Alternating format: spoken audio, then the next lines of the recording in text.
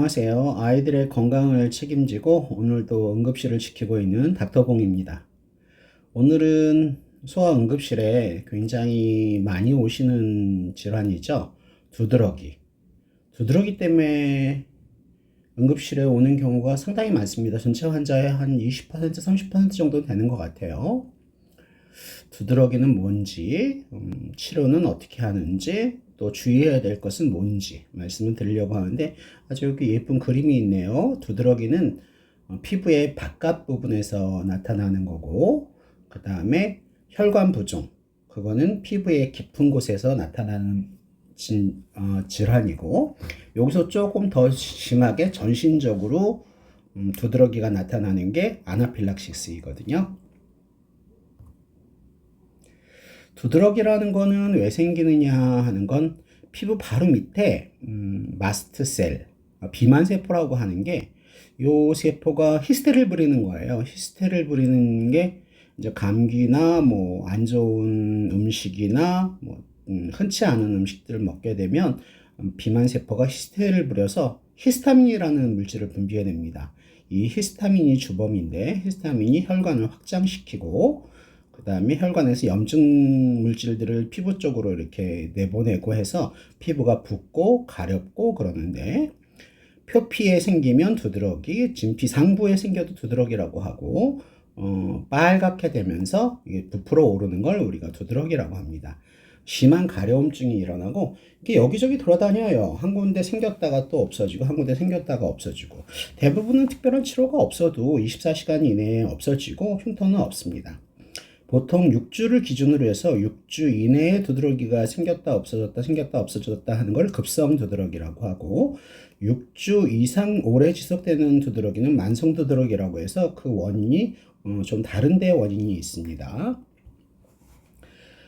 원인, 보호자분들이 가장 궁금해 하시죠. 원인은 뭐 때문에 생길까라고 얘기들을 하시는데 사실 의사들도 잘 모르는데 대부분의 아이들 두드러기의 원인은 원인 모르는 게 대부분입니다. 한 40% 정도가 원인 모르는 거고 바이러스 감염, 감기로 인해서 아기들 면역 상태가 떨어졌을 때 두드러기가 생길 수 있다라는 게 한 40% 되고 실제 음식물이 원인이 되는 경우는 약 10%. 음식물은 아들한테는 우유라든지 달걀이라든지 갑각류라든지 그 다음에 땅콩 같은 견과류 또 뭐가 있을까요?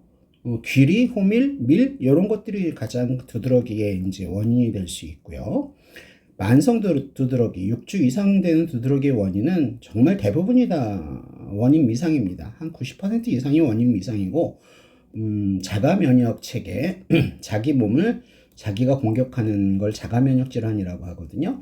또는 생활 습관에서 온도나 압력, 운동 같은 것들의 외부 자극 때문에 두드러기가 일어나는 경우도 많은데 대부분 이것저것 검사해봐도 특별한 건 없는데 그래도 검사가 필요한 경우는 이런 게 이상이 없다는 거, 특별한 원인이 없다라는 걸 확인하기 위해서 검사하기도 합니다. 검사는 특별한 알레르기가 의심이 안 되면 특별한 검사를 하지는 않습니다. 어머님들이 보통 원인 밝히는 검사 좀 알레르기 검사 좀 해주세요 하는데 급성기에는 워낙 지금 면역 체계가 긴장되어 있는 상태고 히스테를 부리고 있는 상태라 검사 결과도 부정확합니다. 그래서 이것저것 범인이 아닌데도 얘도 범인이고 얘도 범인이고 뭐 이런 얘기가 나올 수 있기 때문에 급성기에 두드러기가 났을 때는 검사를 따로 하지는 않습니다.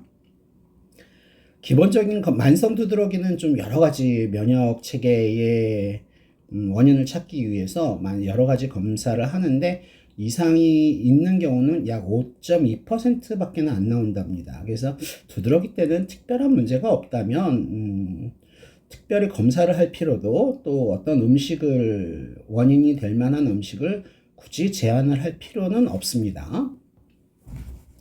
치료는 대부분 항히스타민제인데 뭐 1세대 항히스타민제는 가려움을 많이 호전시키고 하던데 그만큼 또 이게 졸리운 효과가 있기 때문에 애들한테는 좀 이제는 1세대 항히스타민제는 좀 자꾸 피하는 추세고요.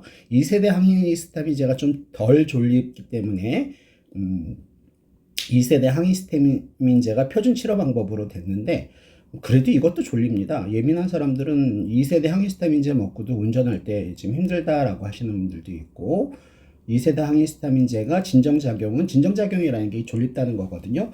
졸림 효과가 적고 작용 시간이 좀 더 길어서 세트리진, 우리가 세트리진, 유서락스 뭐 이런 것들 많이 쓰죠. 로라타딘이나 펙스페나딘 같은 것도 쓰기도 하고요. 그렇게 해서 잘 안 난다 하고 그러는 경우는 4배까지도 증량할 수 있어서 좀 안전하게 쓸 수 있는 약입니다. 치료에 대해서는 크게 걱정하지 않으셔도 됩니다. 조금 전에 얘기했던 1세대 항히스타민제는 특히 애기들, 어린아기들 오히려 잠을 많이 자서 좋다라고 하시는 분들도 있는데, 애들이 그렇게 너무 많이 자면 실제 애들이 우리가 알지 못하게 학습해야 되는, 그 사회생활 해가면서 배워야 되는 그런 것들을 배우지 못하게 되는 문제가 생길 수 있고, 또 입마름도 있을 수 있고, 그래서 좋지 않고요. 또 어떤 부모님들은 너무 자는 걸 또 되게 걱정하시는 분들도 있고 해서 더 이상 1세대는 잘 안 쓰고요. 2세대 약들을 제일 많이 쓰는데, 장기 복용을 해도 특별한 내성이나 안전성에는 문제가 없는 약입니다.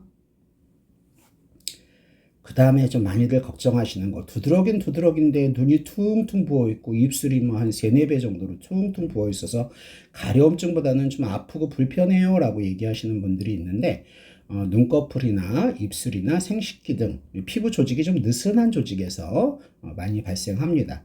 가려움보다는 통증, 화끈거림, 팽창감이 생기고 점점 심해져서 최대 72시간, 3일 정도를 지속하기도 하거든요. 이건 피부의 겉표면 측에서 생기는 게 아니고 진피 쪽, 깊은 층에서 생기는 거기 때문에 애들이 굉장히 불편해할 수 있습니다. 근데 주의해야 될 건 사실 눈이 퉁퉁 붓거나 그러면 불편하고 약간 통증 호소하는 것뿐이지 사실 위험한 건 아니거든요. 입술도 마찬가지. 그런데 이게 혹시나 이제 호흡기, 후두, 이 기관지까지 들어가는 후두에서 만약에 부종이 있으면 애들 목소리가 변하고 애들이 목을 되게 불편해하고 컹컹거리는 기침, 숨쉬기를 힘들어하고 하면 굉장히 위험할 수도 있습니다. 그때는 혈관 부종이니까 단순히 히스타민만 쓰는 게 아니고 거의 뭐 아나필락시스에 준해서 에피네프린 사용하는 경우도 있습니다. 이 후두 부종이 생길 수 있을 때 동반시 기도 폐쇄가 돼서 위험할 수도 있으니까 그거는 항상 주의하셔야 됩니다. 눈이 퉁퉁 붓거나 입이 퉁퉁 붓거나 손발이 퉁퉁 붓는 건 그렇게 위험한 게 아닙니다. 그거는 시간 지나면 대부분 좋아집니다. 그러나 목소리가 변하고 호흡곤란이 있고 컹컹거리는 기침을 한다? 그거는 굉장히 위험할 수도 있는 사인입니다. 흔치 않은 건데, 히스타민, 아까 마스트셀, 그 비만세포가 히스타민을 분비해서 두드러기가 생기는 그런 병들이 있고, 그 치료는 항히스타민제나 에피네프린의 효과가 있는데, 유전성이거나 흔치 않은 브라디키닌으로 인한 그런 두드러기도 있다라는 거, 그거는 치료 방법이 좀 다릅니다. 유전성으로 있는 경우도 있고, AC 이니비터라고 그 고혈압제, 항고혈압제 그런 것들 때문에 생기는 두드러기는 따로 치료약들이 따로 있습니다. 아기들한테는 그렇게 흔한 일은 아닙니다.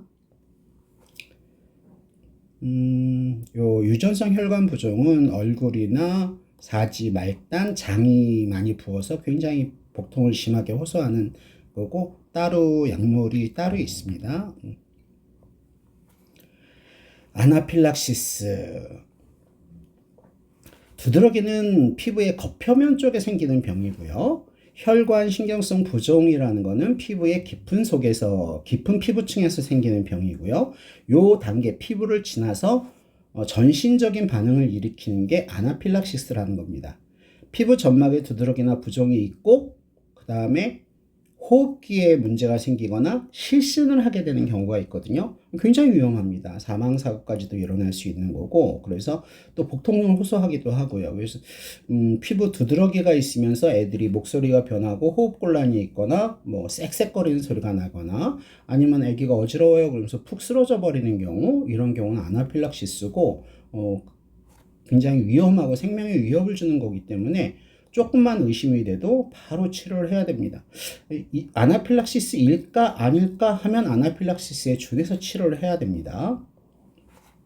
주요 원인은 식품은 우유나 달걀이나 땅콩, 해산물, 갑각류, 그 다음에 밀, 호밀, 귀리 같은 것들, 이런 것들이 요 음식에서는 요 5가지가 거의 대부분을 차지하는 것 같습니다. 아나필락시스를 일으키는 거는. 그 다음에 약물로 해열 진통제나 항생제나 또 CT 같은 걸 찍을 때 쓰는 조영제 같은 것들이 아나필락시스를 일으키기도 하고요. 또 곤충 자상으로 인해 벌이나 이런 말벌 같은 거에 쏘였을 때나 또 라텍스 의사들이 수술장갑 끼면은 심하게 손이 붓는 경우도 있고 호흡곤란 오는 사람들도 있어요. 그런 사람들은 그 특수 장갑을 껴야 되는데 또 운동하고 나서 갑자기 아나필락시스가 오는 사람들도 있습니다.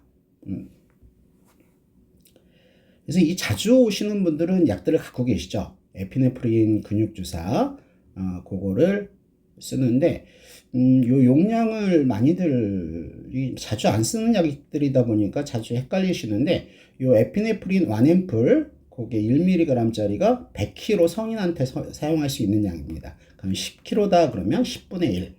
0.1mg을 사용하게 되는 겁니다. 소화의 용량은 0.01mg per kg, 100kg한테 1앰플을 쓴다라고 기억을 하시면 되겠고요.